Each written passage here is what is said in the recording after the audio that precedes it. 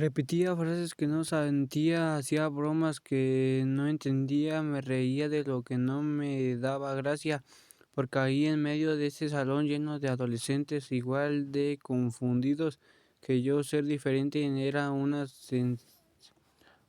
sentencia, y yo no quería morir, no como estaba muriendo, me volví paranoico con mi cuerpo, me miraba al espejo buscando rostros que delataran lo que era, los ojos muy abiertos, las pestañas largas, la forma de mi boca, cualquier gesto me parecía afeminado, cualquier sonrisa fuera del lugar de una amenaza. Recuerdo una vez que me agaché y recordé un lápiz a recoger un lápiz y un compañero dijo en voz alta, cuidado que se agacha muy sabroso.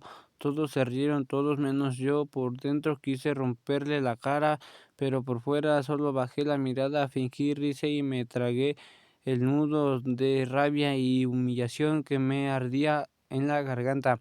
Ese día no hablé en todo el receso, ese día como muchos otros fui al baño a esconderme y lloré en silencio, y cuando me vi en el espejo del baño con los ojos rojos y la cara hinchada, me escupí mentalmente: por tu culpa se burlan, por no ser como ellos, por no controlar tu forma de caminar, por no saber quién mierda eres.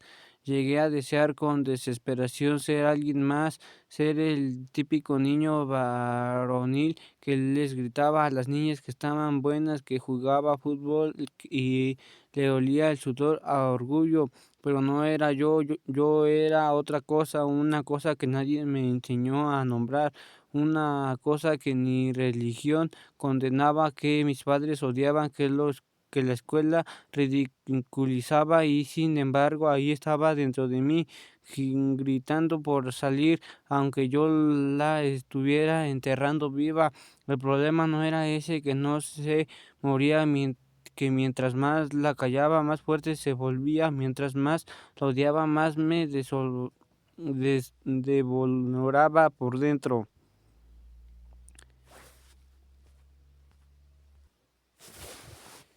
Y por lo peor, y lo peor no era no saber quién era, lo peor era no poder decirlo, no poder confiar en nadie, porque sabía que si lo hacía, si llegaba a pronunciarlo en voz alta, se acababa todo. No me matarían con cuchillos, me matarían con miradas, con palabras, con burlas, con desprecio, y no había cuerpo que aguantara tanta muerte lenta. Pero aún con todos esos cambios que hice en mí no bastaba, seguía notándolo, seguía siendo el diferente, el que caminaba raro, el que hablaba suave, el que no encajaba. Recuerdo una noche después de una de esas prácticas para jóvenes en la iglesia, salí con una decisión tomada: me había convertido, de que todo lo que me pasaba era parte de un error, de una confusión, que no era yo, que solo necesitaba borrar mi pasado y comenzar de nuevo. Me dije a mí mismo que iba a cambiar, desapareciera todo lo que hacía sentir raro, buscaría salir con chicas, me ofrece la idea de que podría ser normal, que lo que sentía era una etapa, una prueba, si lo decidían en mi familia, entre susurros, que eso se le va a quitar con los años, solo está confundido, pero más que creerlo, me aferré por miedo, miedo a enfrentar a mis padres, miedo a que me dejaran de amar, miedo a lo que dirían en mi pueblo. Miedo a mí mismo. Tuve mi primera novia y podría decir que la quise, que incluso llegué a sentir algo parecido a enamoramiento, y no sé con certeza, solo sé que en ese momento creí que las cosas mejorarían, que con ella podría aferrarme a una vida que no me doliera. Pero meses después el cansancio emocional comenzó a arrastrarme. Era como si cada día tuviese que sostener una fachada hecha de vidrio frágil, falsa, lista para romperse.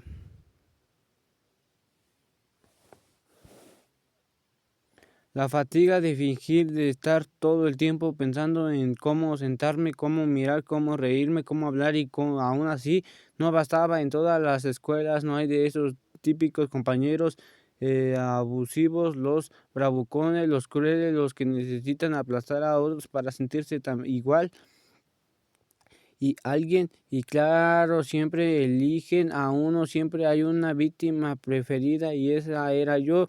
Yo estaba en mi último año de secundaria cuando todo se inestificó, los abusos dejaron de ser palabras al oído, un empujones escondidos se volvieron invidentes públicos brutales. Recuerdo la primera vez que me orillaron en grupo en una escuela eran 5, tal vez 7, pero lideraba todo era uno solo, el mismo que siempre, el que buscaba mi mirada todos los días solo para escupirme con insultos. Era tarde en la salida, me arrinconaron detrás del edificio de talleres. Nadie dijo nada por unos segundos, solo me rodearon y el cabecilla me lo dijo sin miedo ni vergüenza: ya estuvo, maricón, te vamos a partir el hocico por joto, por cambiar como vieja. Sentí que el aire me dejaba los pulmones, no por el miedo al golpe, sino por la certeza de que eso no iba a parar, de que nadie iba a hacer nada, de que me estaba solo. El aire se me fue del cuerpo como si todo dentro de mí se hubiera apagado. No lloré, ni siquiera temblé, solo me quedé ahí mirando a ese grupo de sombras que me rodeaban, esperando el primer golpe como quien espera la lluvia que ya vio caer en otros. Y es que ya no era miedo, era resignación. Me dolía más la palabra que los puños, la forma en que pronunciaban maricón, como se fuese sinónimo de basura, como si mi existencia fuera una enfermedad que había que borrar, y yo me la creí. Afiance la idea de que algo estaba mal en mí, que algo debía corregirse, quemarse, arrancarse. Me cuestionaba qué parte exacta de mi cuerpo era la que causaba tanto asco. Sería mi forma de hablar, mis movimientos, mi risa, o simplemente el hecho de que yo era quien era. Ellos me veían como algo que merecía ser corregido y a golpes, y yo en silencio comencé a creer que tal vez tenía razón. Después de aquel encuentro no hubo golpes, no ese día, solo amenazas. Pero el mensaje estaba claro: ya me habían elegido, yo era el blanco, el enemigo, el que no podía escapar. Me fui a casa caminando lento, con la mirada baja, y en el camino imaginaba qué cara pondrían mis padres si les contara, pero nunca lo dije, jamás, porque sabía que en lugar de abrazarme me miraban como si tuviese yo la culpa, como si todo eso me pasara por dar motivos, por no ser como los demás. Así que me callé, me tragué todo, y cada día al ponerme el uniforme sentía que también me ponía una armadura rota, una máscara que intentaba cubrir lo que todos ya veían. En casa fingía, en la escuela fingía, incluso frente al espejo me obligaba a fingir. Aún así, cada gesto mío parecía delatarme.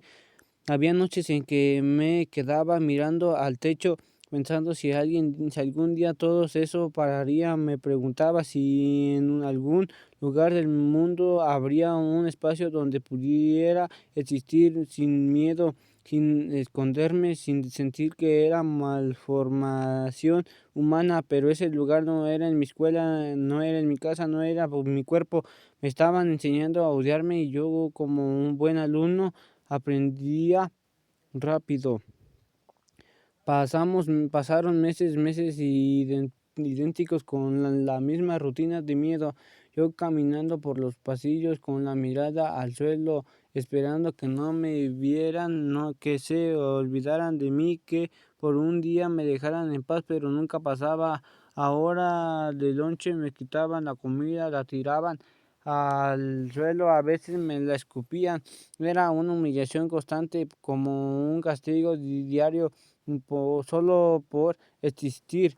El abusivo me seguía a donde fuera, a los baños, al salón, al patio. Me daba unos cuantos golpes, los justos, para no dejarme tirado, pero así para recordarme quién mandaba y eso porque Joto me decía en voz baja al oír como si fuera un secreto que yo mismo no dejaba olvidar.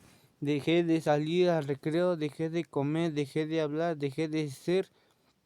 En muchas ocasiones fingía ir a la escuela, me ponía el uniforme, peinaba mi cabello con agua y perfume barato y cuando todos pensaban que ya había salido me subía a la azotea, me metía a mi cuarto en los tinacos, ahí me escondía horas enteras esperando a que el tiempo pasara rápido, que fuera hora de volver a como si nada.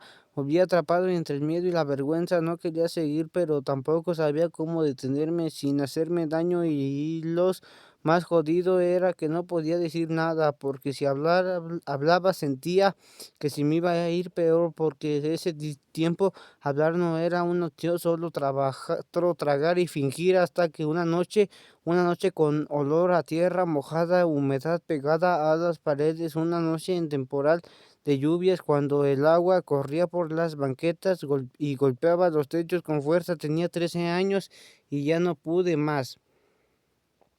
La noche había caído pesada, húmeda, oscura, las nubes lloraban con rabia como si el cielo también estuviera cansado de todo. Me encerré en mi cuarto, ese rincón que alguna vez fue refugio y que ahora se sentía como una prisión silenciosa.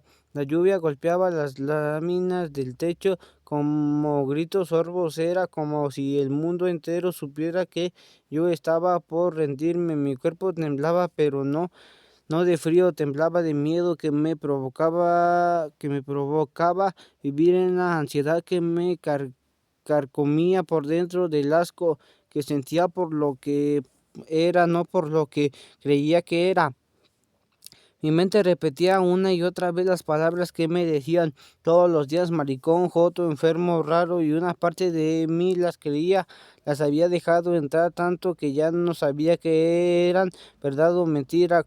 Corre la puerta con seguro, apagué la luz, me senté en el suelo en una esquina con las rodillas abrazadas al pecho, como queriendo volver al vientre, al único lugar donde fui inconsciente. Me preguntaba si alguien me notaría, si desaparecía, si mi madre lloraría, si mi padre dejaría su cabeza avergonzada, si mis compañeros sentirían culpa, pero la verdad es que no me importaba, solo quería paz, una paz que no doliera, una donde pudiese respirar sin sentir el peso de tener que esconderme, fingir o defenderme. Ese fue el momento exacto en el que entendí lo que era tocar fondo sin siquiera haber vivido de todo. Tenía 13 años y ya me sentía muerto, quería que todo acabara y la única manera era la muerte, pero no sabía cómo, por qué no quería.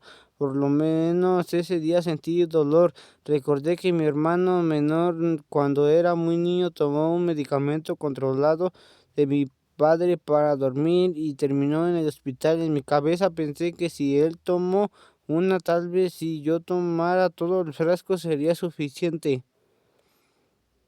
Horas antes de tomar la decisión grabé un video. En ese tiempo no existían los celulares como los hay ahora. De hecho, era una cámara de video de un casete pequeño, ahí en voz, con la voz quebrada. Me despedí, era una despedida donde decía lo que sentía, con una mezcla de vacío con felicidad. Ya no quería sentir miedo. Llegó la noche, esperé que de mis padres no estuvieran. Abrí el portafolio de mi papá, tomé el frasco, subí a la azotea, me senté, conté 26 pastillas, supuse que era suficiente.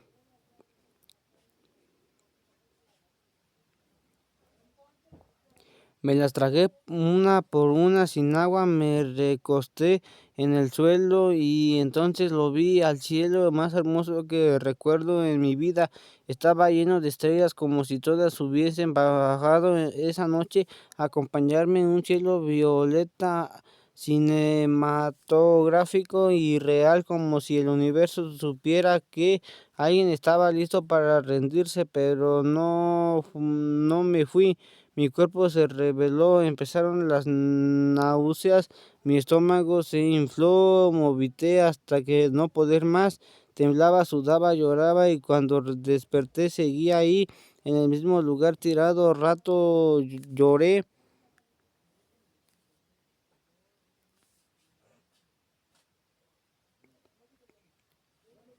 Como nunca lloré por no haber podido, por haber fracasado hasta en eso. Lloré por no tener que levantarme, por volver al mundo, porque lo peor que era morir era saber que el día siguiente tenía que ir a la escuela, ver a los mismos rostros, soportar las mismas palabras, fingir la misma sonrisa. Quería que todo acabara así, sin más. La única manera que conocía era la muerte, no había otra salida en mi cabeza. Ya no quería sentir miedo, ni vergüenza, ni asco, ni de mí mismo. Me escondí 3 días, no tenía fuerzas para enfrentar nada, pero tuve que regresar. Cada paso hacia la escuela se sentía como ir a un propio funeral. Ese día también estaba ahí y cuando me vio me lanzó la misma mirada de siempre como si yo fuera basura y me dijo bajito como un susurro que quema. Pensé que ya no vendrías, maricón.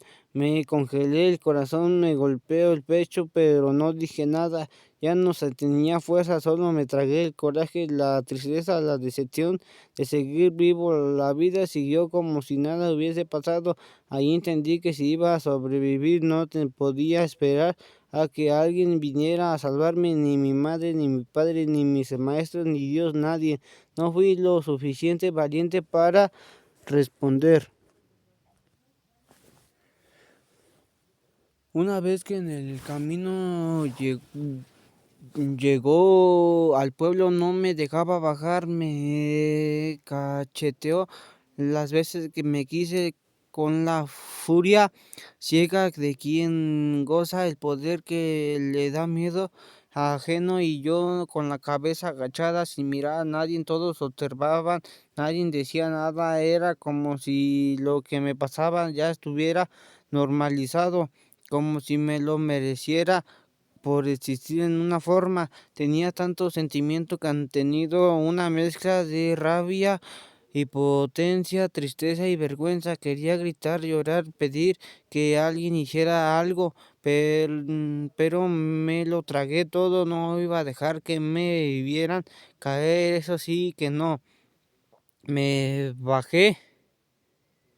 Me bajé los del autobús como pude, con la cara caliente en el corazón lleno de miedo. El negocio de mis padres estaba a solo unos pasos. No pensé en nada. Caminé rápido, directo al baño del fondo. Corré, cerré la puerta, solté todo. No eran solo lágrimas, era un llanto contenido de años. Era un reclamo al mundo, a Dios, a la vida. A mí mismo golpeaba las paredes, murmuraba cosas que ni yo entendía, hablaba solo, no me decía que yo no podía, que por no tenía que seguir así, no sabía lo que sentía, era tristeza, furia, era como una niebla densa que me cubría entero.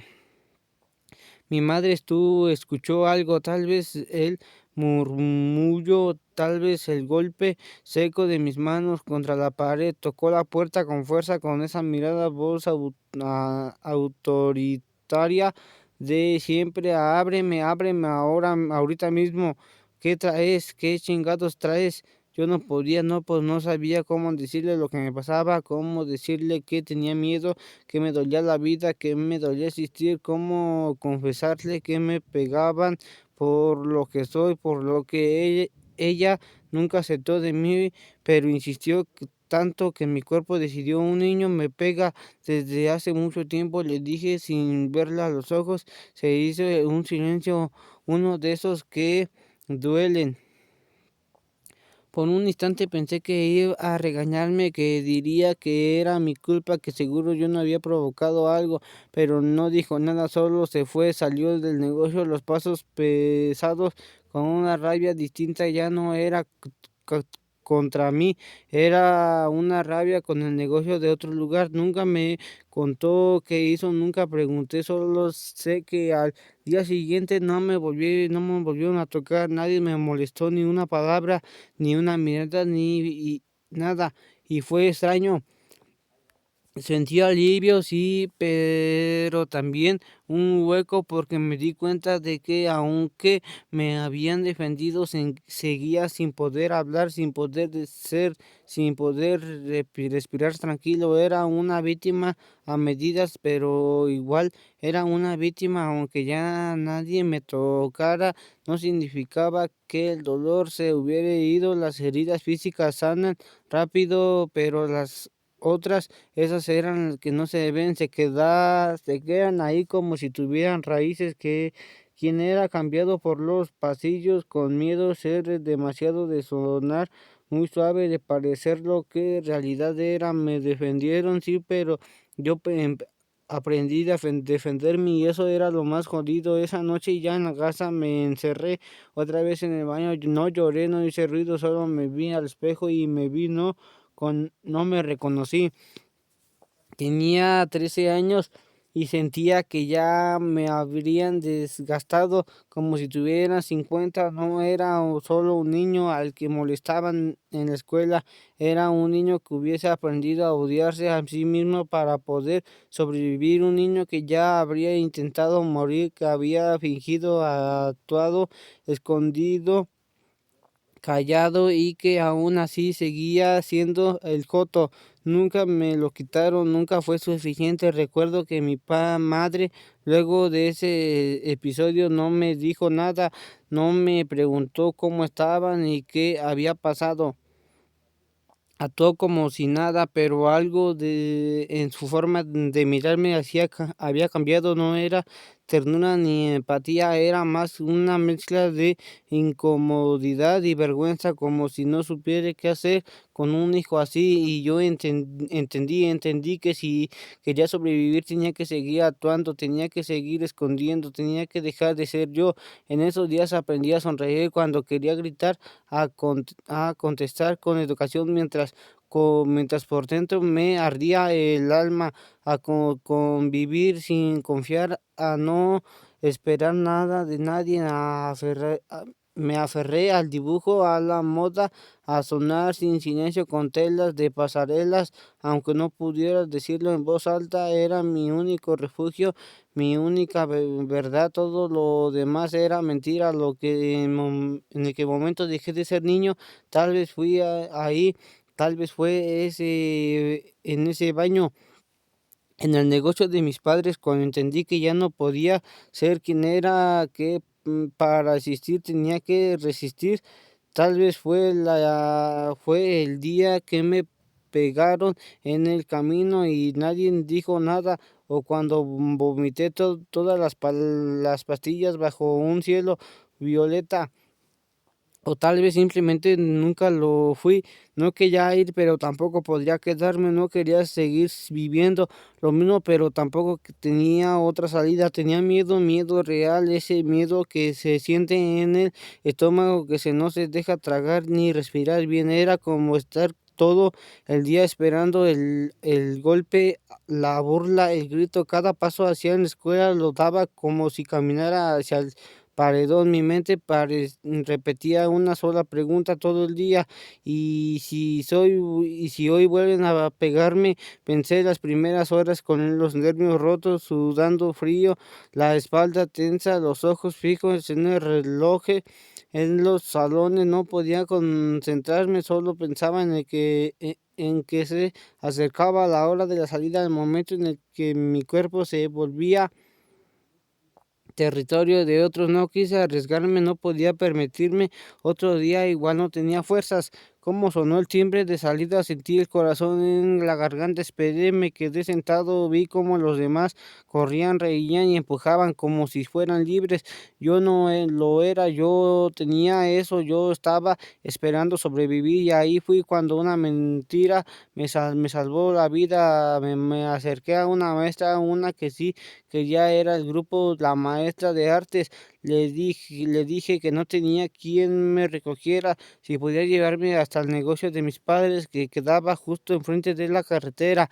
Ella me dijo que sí, sin pensarlo dos veces, sin saber que ese sí era mucho más que un favor, sin saber que una respuesta me daba otros 6 meses de tregua, de paz, otros 6 meses sin golpes, sin escupitajos, sin humillaciones, otros 6 meses para respirar.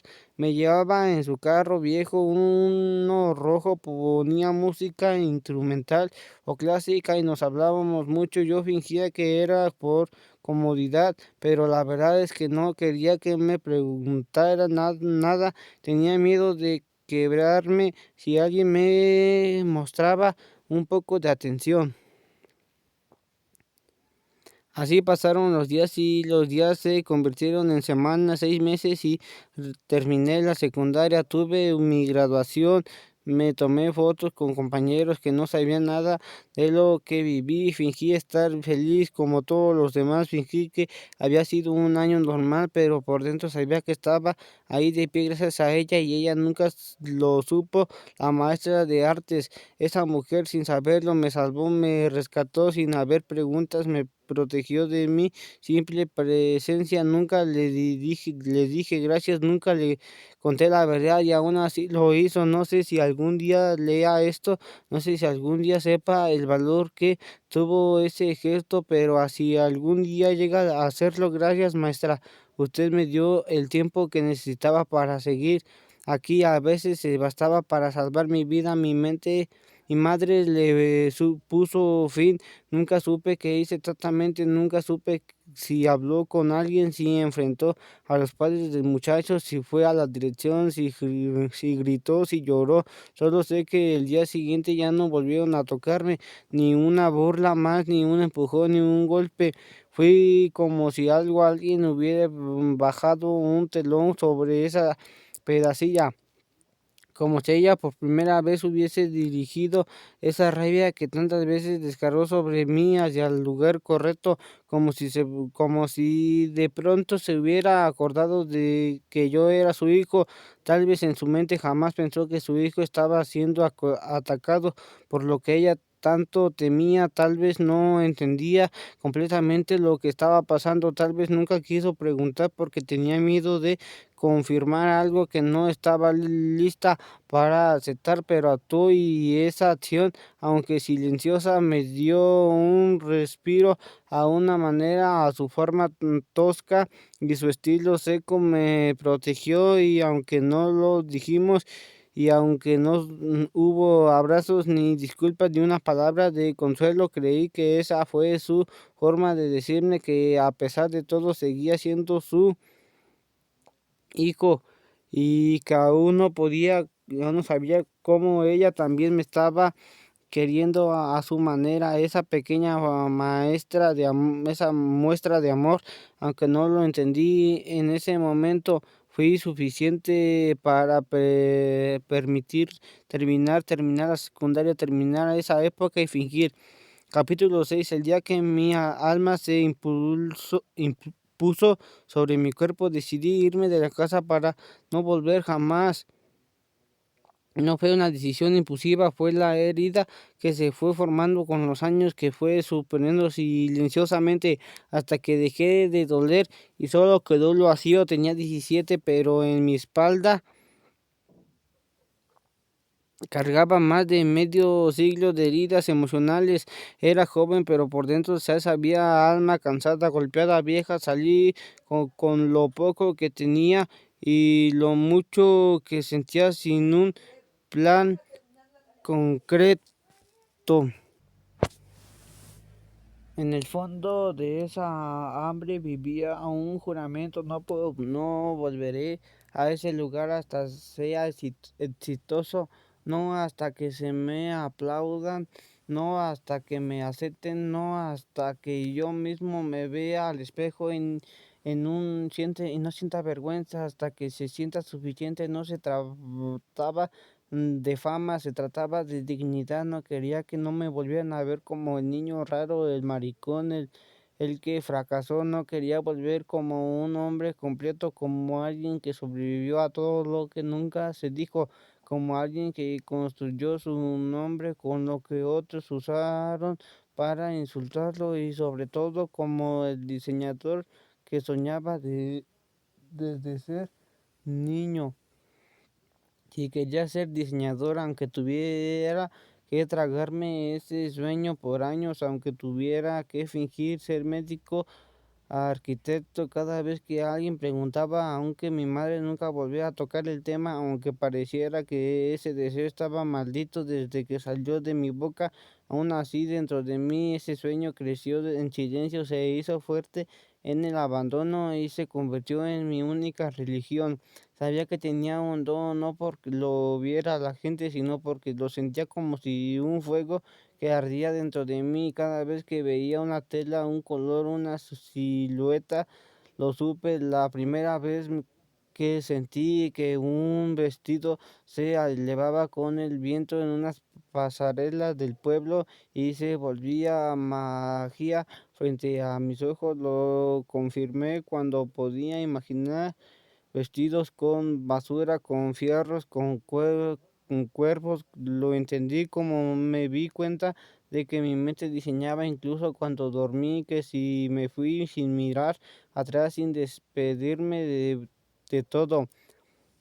Tenía miedo, claro, pero también tenía coraje. Me prometí que iba a romper la maldición familiar, el linaje del silencio, el dolor del no se habla de eso, que iba a abrazar mi obesidad, que quedaría atrás, no solo la del cuerpo, sino la del alma, esa que me llenaba de vergüenza, de odio hacia mí mismo, con ganas de desaparecer.